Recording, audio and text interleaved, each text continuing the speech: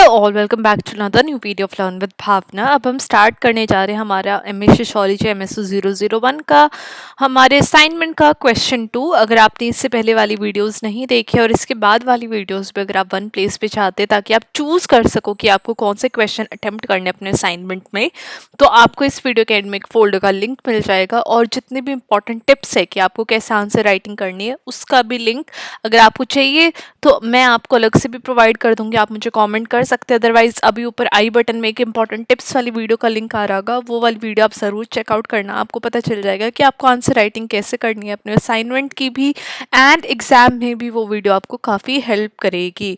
Along with that ये जो आपके क्वेश्चन है असाइनमेंट के, ये आपको ऑलमोस्ट 8 क्वेश्चन प्रोवाइड किए गए हैं, उसमें से आपको एनी 5 क्वेश्चन अटेम्प्ट करने हैं, जिसमें से कि आपको दोनों सेक्शन से 2-2 क्वेश्चन ईच उठाने ही उठाने हैं।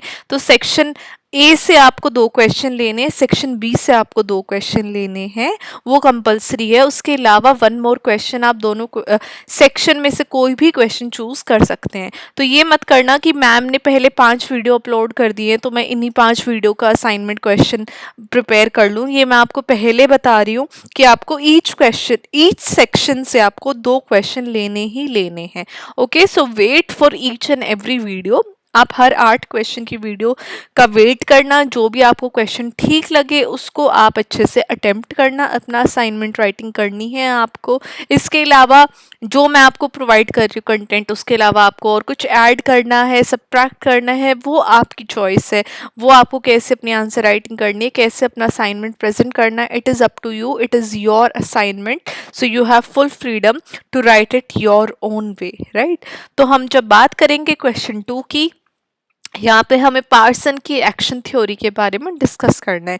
तो टालकिट पार्सन अपने आप में उनकी एक्शन थ्योरी थी जो कि स्ट्रक्चरल फंक्शनलिज्म के ऊपर बात करते हैं। स्ट्रक्चरल फंक्शनलिज्म एक फ्रेमवर्क प्रोवाइड करता है ये अंडरस्टैंड करने के लिए कि कैसे इंडिविजुअल्स के एक्शंस शेप कर रहे हैं एक सोसाइटी के सोशल स्ट्रक्चर को, और कैसे इन एक्शन से सोसाइटी की जो मेंटेनेंस है या फिर सोसाइटी के अंदर जो रिलेशन मेंटेनेंस है या फिर एक रिलेशन बिल्डिंग है, रिलेशन फॉर्मेशन है, वो कैसे हो रहे हैं।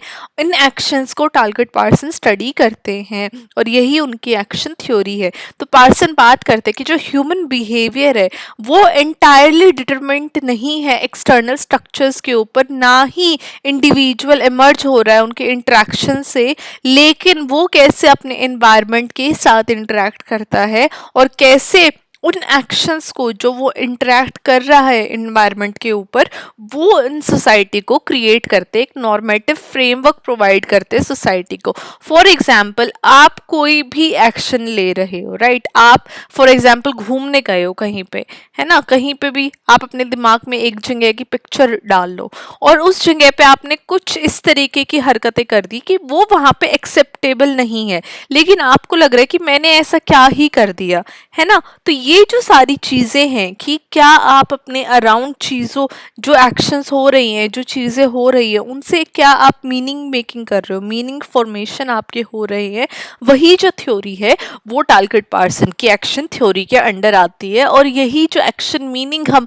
अटैच करते हैं यही सोसाइटी को फॉर्म करती है अकॉर्डिंग टू टालकिट पार्सन। तो टालकिट पार्सन की थ्योरी के 4 एलिमेंट्स है, जहाँ पे फर्स्ट है एक्टर, जो इंडिविजुअल या फिर कलेक्टिव एजेंट किसी भी एक्शन को परफॉर्म करते हैं वो हमारे एक्टर के अंदर आता है। सेकंड आ जाएगा हमारा गोल, कि जो हम एक स्पेसिफिक एक्शन कर रहे हैं उसका आउटकम क्या है, उसका पर्पस क्या है, तो वो गोल के अंदर आएगा। थर्ड सिचुएशन, जितने भी एक्सटर्नल इन्वायरमेंट है, चाहे वो अपॉर्चुनिटीज हो या फिर कोई भी बैरियर्स हो, वो सब उन सिचुएशन के अकॉर्डिंग एक्टर कैसे अपना एक्शन क्रिएट कर रहा है या एक्शन को कैरी ऑन करता है, वो सिचुएशन में आता है। फोर्थ हमारा आएगा नॉर्मेटिव ओरिएंटेशन, जितने भी हमारे कल्चरल नॉर्म्स है, वैल्यूज है, स्टैंडर्ड्स है, जो एक्टर की चॉइस को गाइड करते हैं, वो हमारे नॉर्मेटिव ओरिएंटेशन के अंदर आ जाएगा। तो ये हमारे 4 इंपॉर्टेंट एलिमेंट्स है as per to Talcott Parsons action theory. तो पार्सन इन एलिमेंट्स को वर्क करते हैं हार्मनी के अंदर, ताकि एक मीनिंगफुल एक्शन प्रोड्यूस हो सके। सोशल सिस्टम इस तरीके से बने हैं जो इन इंटरेक्शंस को एक मीनिंग प्रोवाइड करते हैं और हम इनको सस्टेन कर पाते हैं शेयर्ड नॉर्म्स और वैल्यूज के तहत। अब टालकट पार्सन का एक एजाइल फ्रेमवर्क है जहाँ पे की फीचर जो पार्सन की एक्शन थ्योरी का है वो है एजाइल फ्रेमवर्क, जो कि आउटलाइन करता है 4 फंक्शनल प्री रिक्विजिट जो किसी भी सोशल सिस्टम के अंदर होना चाहिए ताकि हम उस सोशल सिस्टम के अंदर सरवाइव कर सके। तो फर्स्ट हमारा एजाइल का ए आ जाता है जिसका मीनिंग है अडेप्टेशन। तो सिस्टम अडेप्ट होना चाहिए एनवायरनमेंट के साथ ताकि जो मटेरियल नीड्स है उनको मीट किया जाए। फॉर एग्जाम्पल एक सोसाइटी के अंदर कोई भी इकोनॉमी फंक्शन कर रही है एक सब सिस्टम की तरह, तो वो रिस्पॉन्सिबल है किसी भी रिसोर्स को प्रोड्यूस करने के लिए और उसको डिस्ट्रीब्यूट करने के लिए भी। सेकंड आ जाएगा जी, एजाइल का जी है गोल अटेनमेंट। तो सिस्टम को ऐसे ऑब्जेक्टिव सेट और अचीव करने चाहिए तो ताकि हम जो गोल्स है वो अटेन कर सके।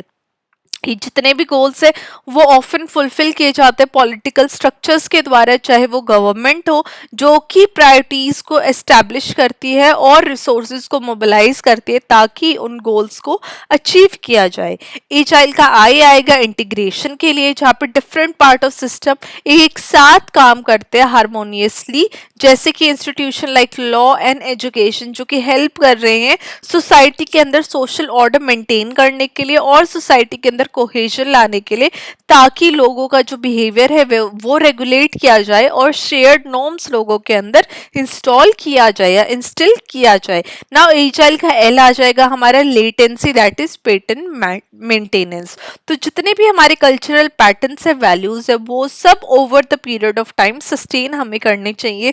फैमिलीज, रिलीजियस इंस्टीट्यूशन, स्कूल, ये सब हेल्प करते हैं ताकि हम सोशलाइज कर सके इंडिविजुअल्स को और जितनी भी वैल्यूज है वो अक्रॉस द जनरेशन ट्रांसमिट की जाए। तो लेटेंसी जो पैटर्न मेंटेनेंस है वो बहुत इंपॉर्टेंट आ जाता है हमारा किसी भी वैल्यूज को, किसी भी जो हमारे फंक्शंस है सोसाइटी को, उनको पैटर्न्स एंड वैल्यूज को आगे अक्रॉस द जनरेशन ट्रांसमिट करना।